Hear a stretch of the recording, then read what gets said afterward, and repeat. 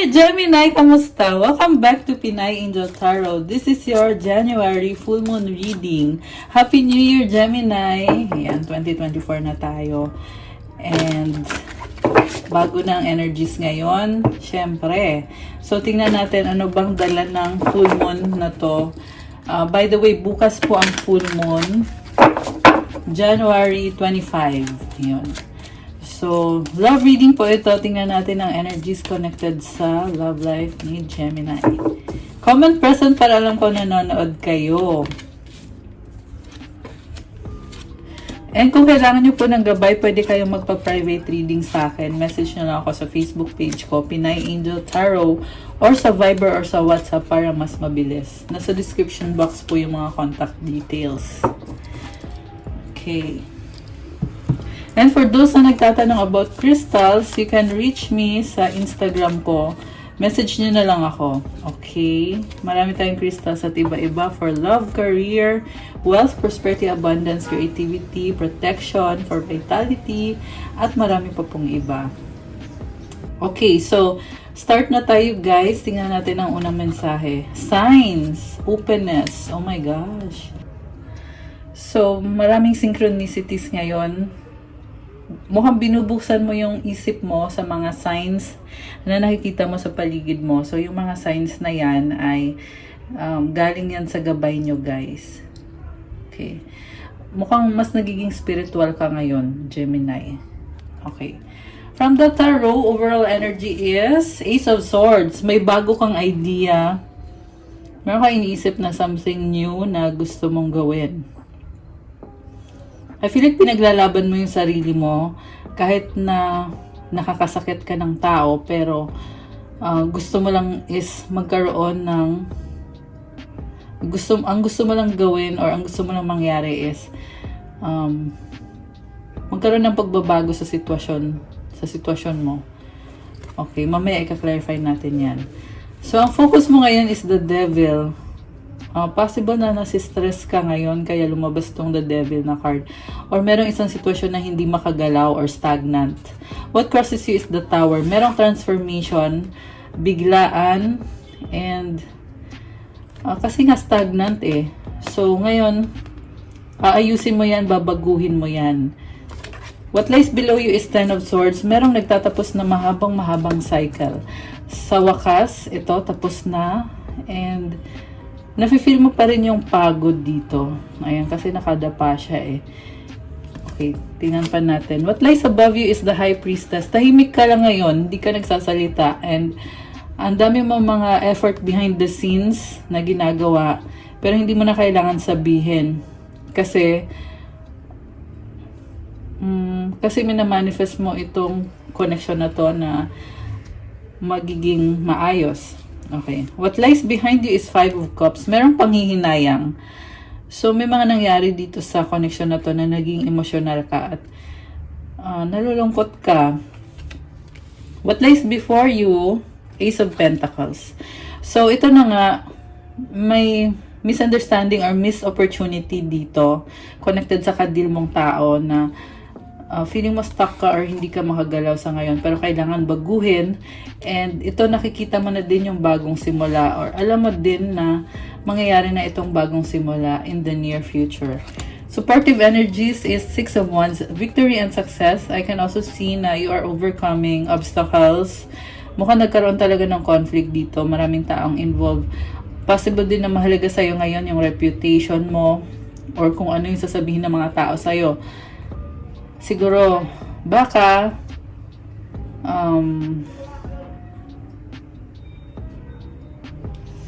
maraming nakatingin sa'yo or, alam mo yun, mahalaga talaga yung reputasyon mo sa ngayon. And then, yung person mo, the world card, yung lumabas dito. So, merong nagbabago. Okay, merong nagtatapos na cycle at nagsisimula ulit. Itong person na ka-deal mo, nakita ko dito,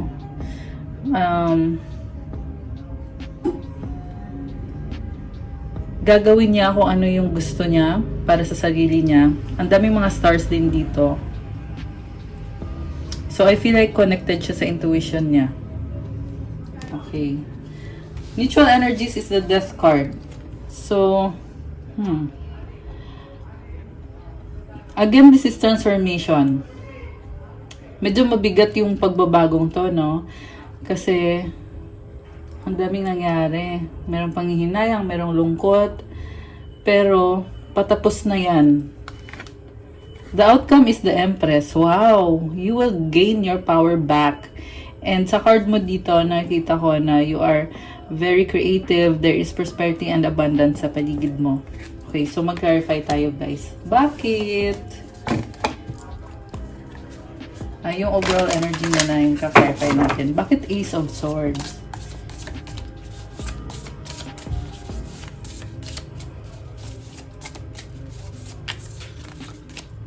Okay.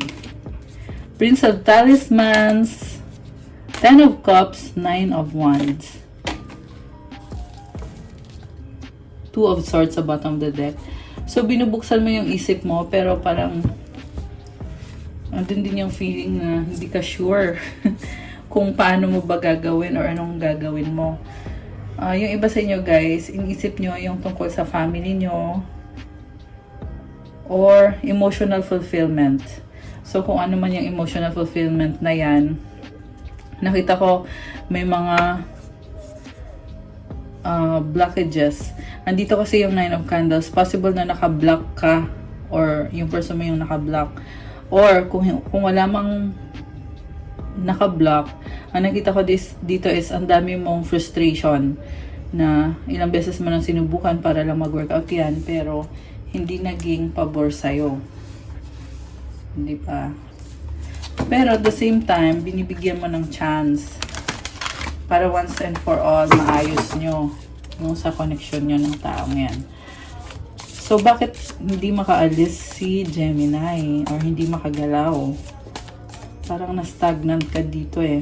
The Death card ulit. King of Candles, Ten of Candles, Nine of Pentacles, the Oracle card. Alam mo, ang taas kasi ng standards mo, Gemini, by the book ka eh. And then, kaya ka nakastuck kasi merong nangyayaring transformation dito.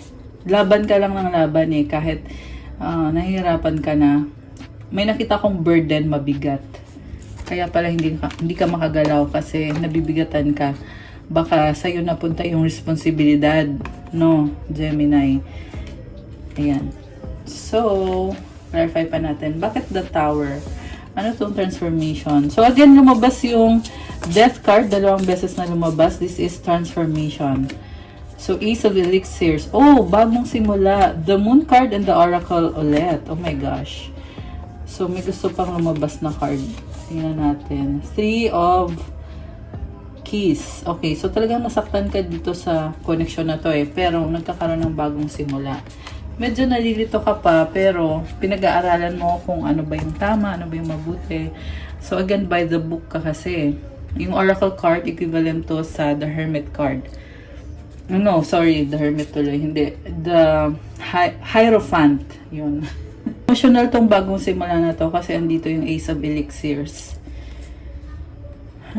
Bakit kaya? Parang pinaglalaban mo lang naman kung ano yung dapat mangyari. Dapat sumunod. Yun yung narinig kong mensahe. So, tingnan natin yung tungkol sa bagong simula. Oh my gosh! Magnum Opus, the Emperor, the Lovers. Grabe to, oh, Two of Keys. Alam mo, Gemini, malaking desisyon ang nakita kong gagawin mo or kailangan mong gawin. Kasi medyo nagdadalawang isip ka pa. Sa bottom of the deck, lumabas yung The Seeker, which is bagong simula. Equivalent to sa The Fool card, which is number 0. Ayan, kaya yan number 0 kasi bagong-bagong cycle ito. And, wow guys, ang ganda. Nakuha mo yung Magnum Opus na card. This is the best card sa tarot deck na to and it symbolizes na makukuha mo kung ano yung minamanifest mo as long as gawin mo yung part mo at gawin mo yung best mo. Kita mo ang daming stars. Ayan. Balanse yung mga elements mo. Ayan. Kompleto yung mga elements mo dito. I can also feel protection para sa'yo. Also, merong problema dito eh. Kaya, pinag-aaralan mo mabuti yung desisyon na kailangan mong gawin kasi very crucial ng desisyon na yan. Nakita ko parang may halong galit yung nararamdaman mo dito. At the same time, binubuksan mo yung isip mo na baka nga nangyari yung mga nangyari sa inyo kasi kailangan mangyari yun. Cycle kasi yan eh. Na-feel ko naman dito na good vibes ka dito kasi andito yung magnum opus. Kahit na sabi ko nga may halong galit. Kasi emperor, ikaw yung pinakamataas sa lahat ng king. Itong si emperor. So, ibig sabihin si emperor, marami na yung pagsubok na pinagdaanan pero strong pa rin. And ang tindi ng love dito guys kasi andyan ka pa rin eh dahil sa pag-ibig, sa pagmamahal. So take note na may nakita din ako dito energies connected sa career nyo or sa finances nyo. So hindi lang siya totally sa love life pwedeng i-apply. Pwede nyo ring i-apply itong situation na to sa career nyo na kung saan nakikita ko sa'yo, balance yung mga elements mo. Kaya mo ma-achieve kung ano yung gusto mong i-manifest. What you are seeking to achieve. And pang long term kasi yan eh. So, kita mo merong arrow, merong bow. So, ibig sabihin, malayo yung target mo. So, kaya inuunti-unti mo na or you're taking it one step at a time na parang nakita ko hindi mo naman minamadali kasi alam mo na makukuha mo din siya. Kahit hindi ngayon, pero dadating din ang time na yon. Okay, so mag-clarify pa tayo guys. Bakit? May mga ginagawa ka behind the scenes, High Priestess. Alam mo, nakita ko dito, malakas ang intuition mo kahit tahimik ka lang. So, Queen of Talismans, Queen of Candles, Two of Pentacles. May kadil kang iba-ibang klase ng mga tao, kaya nag-adjust ka, you are juggling. 8 of Keys, 8 of Wands. So, may nakita kong possible na mensahe na matanggap mo. Lumabas dito na parang hindi ka makagalaw. Ang daming 8, guys. Alam mo, 8 is a good number. It means na you are creating something. And, yung nga lang may nakita ko dito, andito pa rin yung energy na nakastock. No? So, tinatry mo ngayon ayusin yan. Ibig sabihin, hindi to madali. Hindi siya yung isang bagsak lang, okay na kagad. It requires effort talaga. And then, marami namang blessings.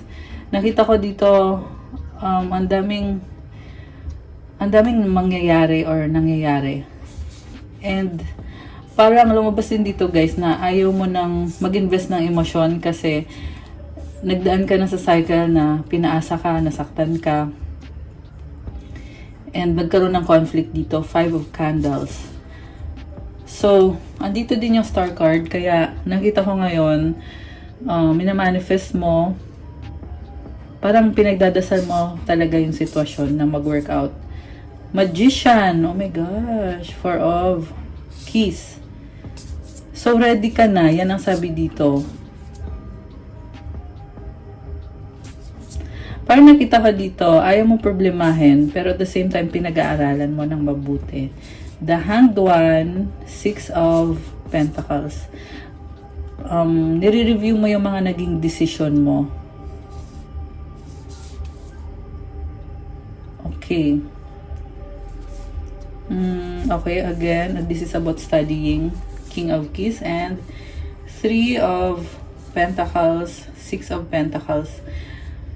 Kaya mo pinag-aaralan kasi gusto mo, okay pa rin kayo. Alam mo yung feeling na kahit may tampo or nagtatampo ka, pero ina-accommodate mo pa rin yung taong yan.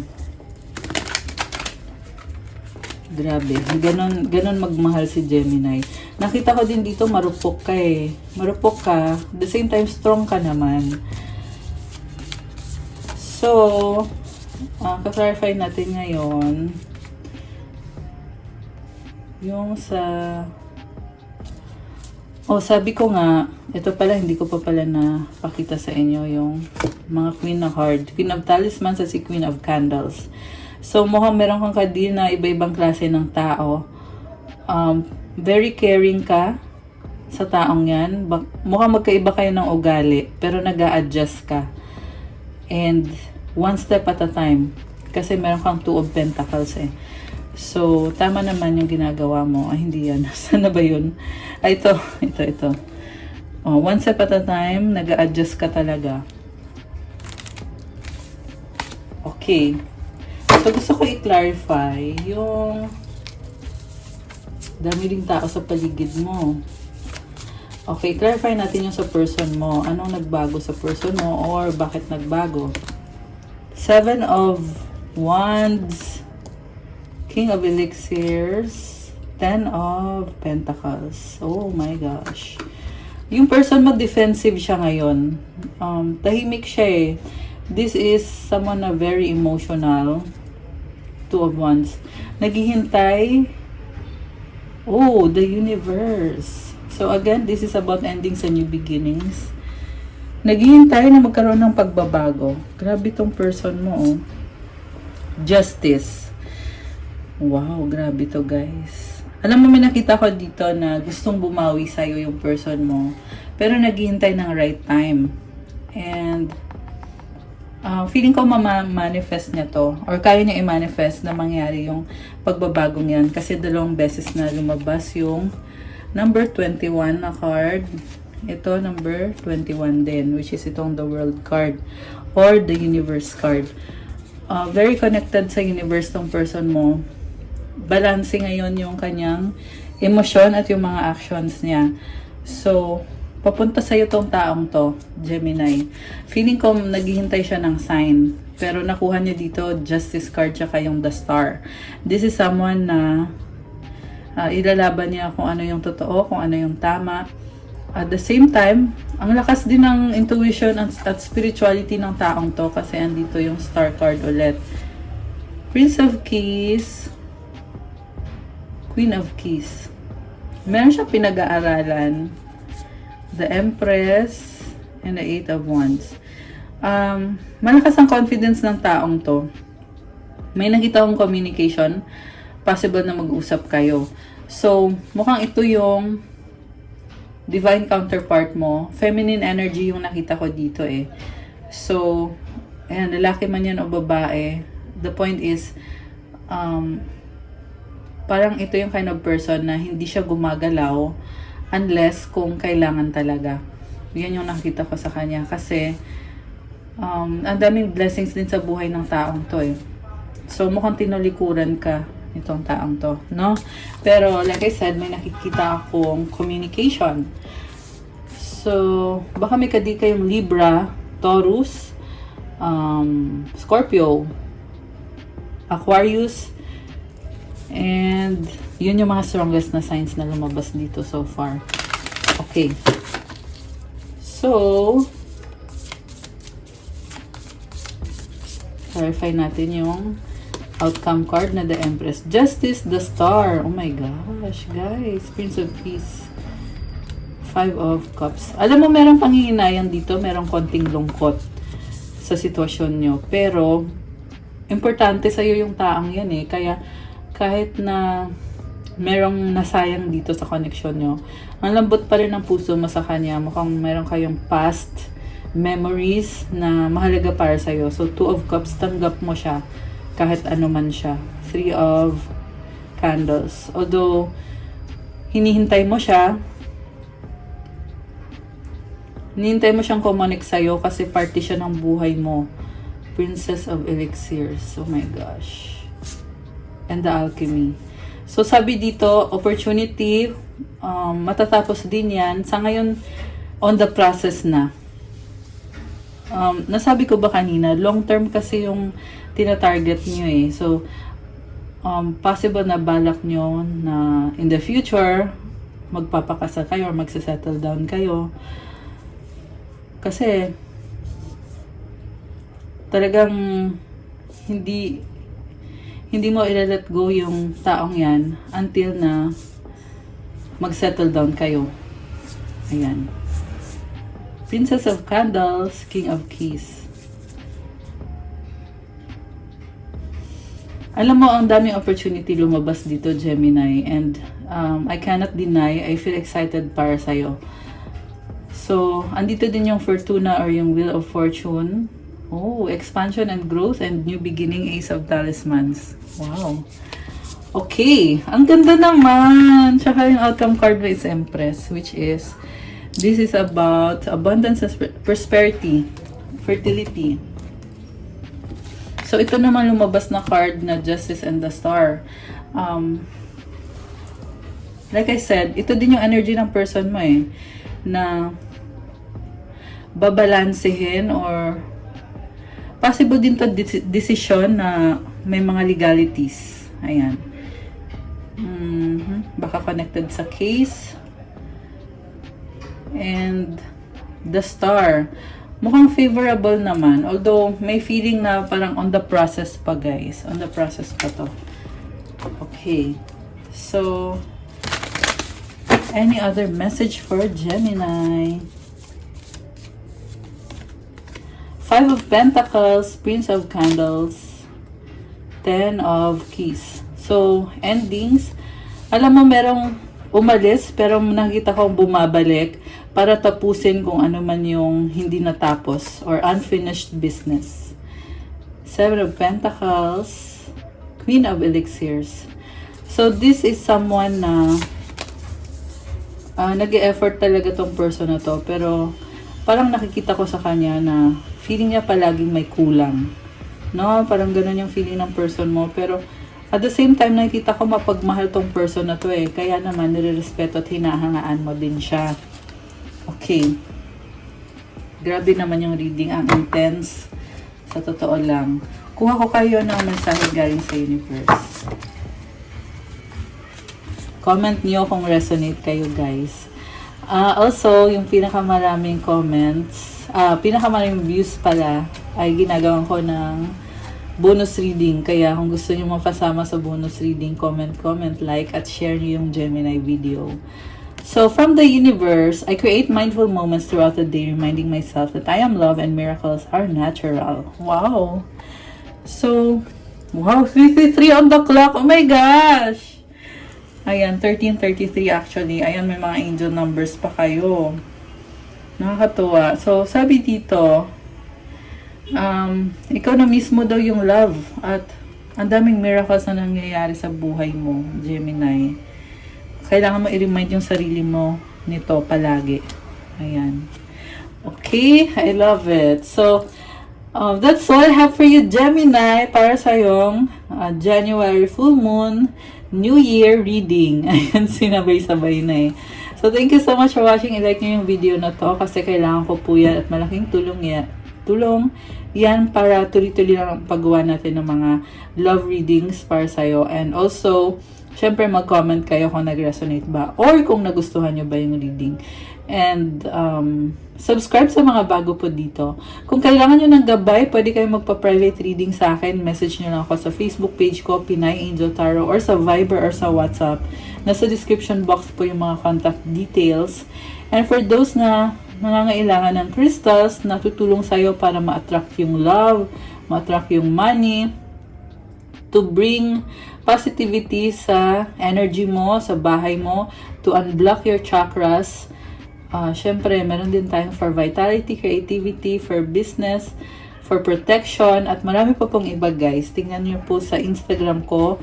Nakapost at nakadetalye po yung mga benefits ng crystals kasi marami sa inyo ay first time pa lang, kaya nakadetalye po dyan, nilalagay ko talaga yung mga benefits para aware kayo, para alam nyo. And crystal for Gemini is marami po, pero maganda sa'yo clear quartz para sa manifestation mo, or golden rutilated quartz to amplify your intentions. So, i-message nyo na lang ako. Thank you, Gemini! Have a good day. I'll see you guys again soon. Have a good day. God bless and stay safe. Bye!